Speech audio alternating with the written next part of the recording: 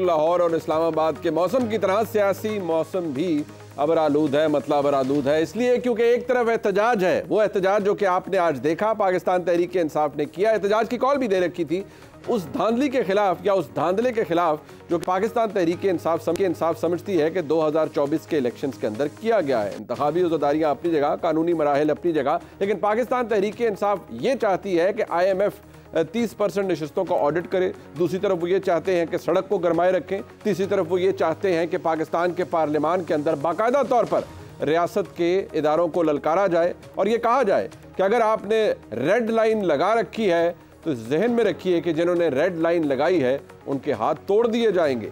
साथ ही साथ असद कैसर साहब पार्लियामान से बाहर निकलकर फरमाते हैं कि सबको पता है धांधली किसने की। अब देखा जाए तो ये लड़ाई पाकिस्तान मुस्लिम लीग नून या पीपल्स पार्टी के खिलाफ तो हो नहीं सकती। जाहिर है निशाना इसमें पाकिस्तान की एस्टैब्लिशमेंट है और एस्टैब्लिशमेंट पर ही तमाम तर ताने कसे जा रहे हैं और तमाम तर इल्ज़ामात भी लगाए जा रहे हैं कि जिस तरह का इंतखाब हुआ उसको इन्फ्लुएंस करने के लिए रियासती जबर का इस्तेमाल किया गया, रियासती मशीनरी का इस्तेमाल किया गया और एक पार्टी को जितवाया गया, किसी का हक मारा गया। कल पार्लियामान के अंदर वज़ीर आज़म का इंतखाब होगा और इन ऑल प्रोबेबिलिटी शहबाज शरीफ साहब वज़ीर आज़म पाकिस्तान के तौर पर मुंतखब कर लिए जाएंगे। लेकिन जनाब उमर अयूब साहब ये फरमाते हैं कि मैं शहबाज शरीफ को कभी भी मुबारकबाद नहीं दूंगा क्योंकि शहबाज शरीफ साहब गासिब हैं, वो किसी का हक मार कर यहाँ पर आए हैं, उनकी अपनी पार्टी किसी का हक मार कर यहाँ तक आई है। सवाल ये पैदा होता है कि एक ऐसी मईशत जो कि बदकिस्मती से लड़खड़ा रही है, एक ऐसा माहौल जिसके अंदर पोलराइजेशन उरूज पर है, एक ऐसा सूबा जिसके अंदर खैबर पख्तूनख्वा के अंदर एक इलेक्टेड वज़ीर आला मौजूद हैं जो कि हॉस्टाइल होंगे वफाक की तरफ और शायद वफाक हॉस्टाइल होगा उनकी तरफ। और देखना यह है कि ऐसे माहौल में पाकिस्तान सियासी इस्तेहकाम कैसे हासिल करेगा, मुआशी तरक्की कैसे कर पाएगा। जो बयानबाजी की गई या जो तकारीर की जा रही हैं पार्लियामान के अंदर, अगर कोई ये कहे कि ये सिर्फ लफाजी है या वक्ती कार्रवाई है तो शायद हम ओवर सिंपलिस्टिक व्यू लेंगे तमाम तर सूरत हाल का। अब चाहे जनाब आमिर डोगर साहब हों, चाहे जुनेद अकबर साहब हों, इलेक्टेड MNAs हैं और हकीकी मानों में कैदोबंद की सोबतें बर्दाश्त करके इंतखाबात के अंदर जीत कर इस पार्लियामान तक पहुँचे हैं। लेकिन वो जो कह रहे हैं वो बड़ा इंस्ट्रक्टिव है। सुनिए, खासतौर पे मेरा पैगाम है उन लोगों को जो कहते थे कि इमरान खान के नाम पे कांटा लग गया है। कांटा लगाने वाले आंखें खोल कर देखें, कालो राज इस ऐवान में इमरान खान की तस्वीरों के साथ, नारों के साथ ये ऐवान गूंज रहा है। मैं उन लोगों को बताना चाहता हूं जो तू कहता कि इमरान खान का नाम लेने वाला कोई नहीं है, हम वो क्रॉस भी मिटा के आ गए और तेरे हाथ भी तोड़ देंगे इंशाअल्लाह ताला, ये गलती में ना आए। अब ये बात सख्त भी है, ये बात एक अलार्मिंग भी सूरत हाल की तरफ इशारा करती है। आमिर डोगर साहब ने ये भी साथ कहा कि मुस्लिम लीग नून को बताया गया है कि आपकी असल सियासी औकात या बिसात है क्या, यानी जितनी सीटें मुस्लिम लीग नून ने ली हैं शायद इस्टेब्लिशमेंट ने उन्हें बताया कि उनकी तादाद तो बहुत कम है, बताने वालों ने बताया यानी इस्टेब्लिशमेंट ने बताया। पाकिस्तान का सियासी माहौल जाएगा किस तरफ जहाँ इतनी ज़्यादा लड़ाई हुकूमत के पहले दिन से ही शुरू होगी। शायद रिपीट टेलीकास्ट है पिछले होने वाले इलेक्शंस का या इस दफ़ा कुछ मुख्तलिफ है। जनाब अहमद अवैस साहब हमारे साथ मौजूद हैं, मुल्क के सीनियर कानूनदान है और सीनियर रहनुमा है पाकिस्तान तहरीक इंसाफ के। बहुत शुक्रिया अहमद अवैस साहब आपका।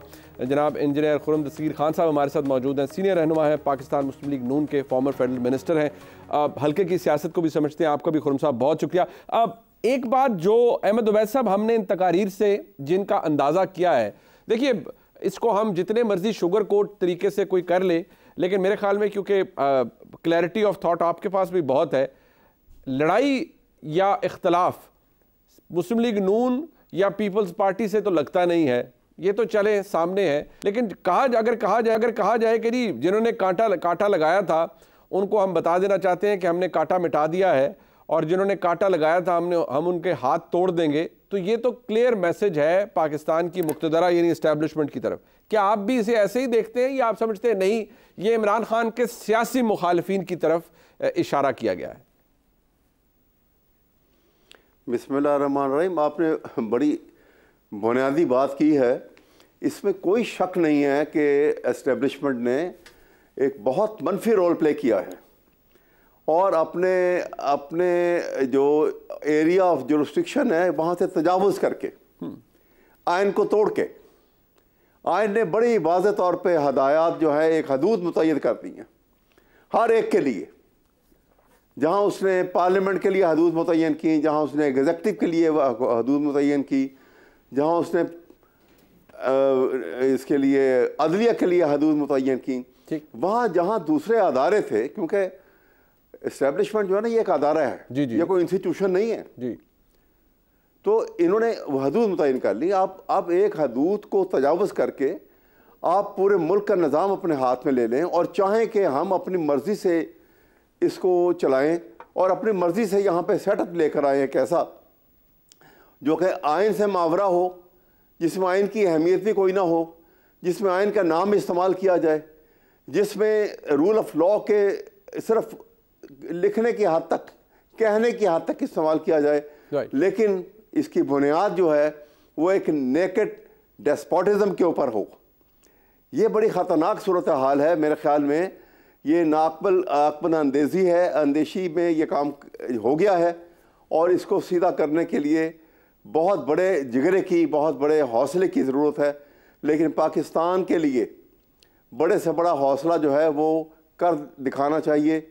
पाकिस्तान को बका और सालमियत इसी में है, वरना ये सिस्टम ना सिर्फ ये कि फेल हो जाएगा, ये बड़े सख्त नुकसानात आएंगे इसके सामने। तो मुझे ये बता दीजिए कि फिर अब पीटीआई की एज अ पार्टी पॉलिसी है क्या? आपने ये सियासत करनी है कि भाई लकीर लगाई तो हम मैंडेट से आए हैं और हम लकीर लगाने वालों के हाथ तोड़ देंगे, या अभी भी आप बात करने के मुतमन्नी हैं? देखिए ये बात नहीं है। इमरान ने जब ये कहा ना, इमरान खान ने, कि हम तो बात करने को तैयार हैं, और वो बिल्कुल सही बात की उसने कि निगोशिएशन का दरवाज़ा जो है वो बंद नहीं होना चाहिए, बात हो उसके ऊपर। लेकिन बात जो है वो जब तक हम आइन को छोड़ के बात करेंगे तो हम किसी नतीजे पर नहीं पहुंचेंगे, फिर ताकत का असूल चलेगा। ठीक, हम कहते हैं कि हम बात करेंगे लेकिन हम आइन के तहत बात करेंगे। राइट, हमारे नज़दीक ताकत के असूल के ऊपर बात नहीं होगी, क्योंकि वो बात का फ़ायदा कोई नहीं। खुर्रम साहब, एक बात है, माजी के वो लोग जो मुश्किल वक्त में मुस्लिम लीग नून के साथ थे, मतलब 2014 का धरना मुझे याद है, महमूद खान अचकज़ई साहब, उनकी नकलें इमरान खान साहब उतारा करते थे धरने के अंदर खड़े होकर। महमूद खान अचकज़ई साहब उस वक्त भी ये बात करते थे कि जी पाकिस्तान की सियासत में एस्टैब्लिशमेंट का अमल दखल नहीं होना चाहिए, उनका तर्ज तकल्लुम अपना है, आज भी वो यही गुफ्तगू फरमा रहे हैं। लेकिन आज वो ये कह रहे हैं कि ये ऐवान एक दिन करारदाद पास करेगा कि इस मुल्क में जो असल मैंडेट है जिसका है उसे दिया जाए और इमरान खान को रिहा भी करवाया जाए। मतलब जो आपके साथ थे एक ज़माने में, आज तो आपको वो भी कंडेम कर रहे हैं खुर्रम साहब। जी, हर सियासी कायद और सियासी पार्टी जो है वो उस वक्त के हकाइक और हालात के मुताबिक अपने फैसले करते हैं, और अचकज़ई साहब ने एक फैसला किया है। इस फैसले में उनका उसका बड़ा एहतराम है, लेकिन ये बात वाज़ेह होनी चाहिए कि हम सब जो चाहते हैं कि पाकिस्तान में, जिस तरह अवैस साहब ने कहा, आइन में लिखा हुआ वादा पूरा हो कि हाकमियत मुंतखब नुमाइंदों के हाथ में हो, लेकिन अगर उसको कायम करने का रास्ता इमरानी फाशिज्म नहीं हो सकता। आपने कल की तकारीर सुनी, उसमें मुस्तकिल हर दो जुमलों के बाद कहीं ना कहीं तशद्दुद की धमकी दी गई थी, और ये बात इमरान खान भी करते रहे हैं, और आज भी जब भी उनको मौका मिलता है वो करते हैं। उन्होंने जब ये कहा कि जी अगर मुझे गिरफ्तार किया गया तो मुल्क में ये हो जाएगा और मुल्क में वो हो जाएगा, और वो हुआ। 9 मई में जो रियासत के ऊपर एक हमला हुआ, वो किसी तरह से कोई सियासी एहतजाज नहीं था। तो ये एक ऐसी जमात है जिसको बार बार जो जमहूरियत, कानून, उन सब चीजों की बलि चढ़ा देते हैं इस बात के ऊपर कि जी उन्हें अब इक़्तिदार चाहिए। अब इसका ये मतलब नहीं है कि पाकिस्तान में जो है वो हमेशा ही जो डिक्टेटरशिप है वो राज रहे, लेकिन जो लोग ये चाहते हैं, और मैं ये बड़ी संजीदा बात कर रहा हूं मुनीफ साहब आपके प्रोग्राम में, आपके तवस्सुत से, कि जो लोग चाहते हैं कि पाकिस्तान में असली जमहूरियत आए, वो जो जमहूरियत है, जो अवाम की राय से बनी हुई हुकूमतें हैं, वो रास्ता इमरानी फाशिज्म से गुजर कर नहीं जाता, वो हमें कहीं और ले जाता है। और ये हमने पाकिस्तान दुनिया की तारीख में देखा है सबसे बड़ी मिसाल आपको मालूम है नाजी पार्टी की है। वो भी वोटों के जरिए ही आए थे, लेकिन जब एक दफा वोटों के जरिए वो इक्तदार में आ गए तो उन्होंने पूरी जमहूरियत का जो निजाम था उसको ताराज करके उन्होंने डिक्टेटरशिप राइज कर दी। तो यहाँ एक बड़ा मुश्किल रास्ता है हमारे सामने जिसमें से हमने गुजरना है।